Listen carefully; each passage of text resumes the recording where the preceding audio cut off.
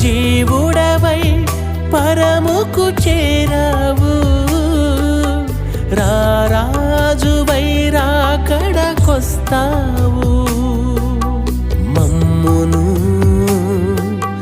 పరమునకు మమ్మును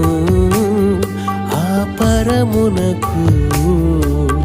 నీతో పాటుగా తీసుకు వెళతావయ్యా నీతో పాటుగా తీసుకు వెళతావయ్యా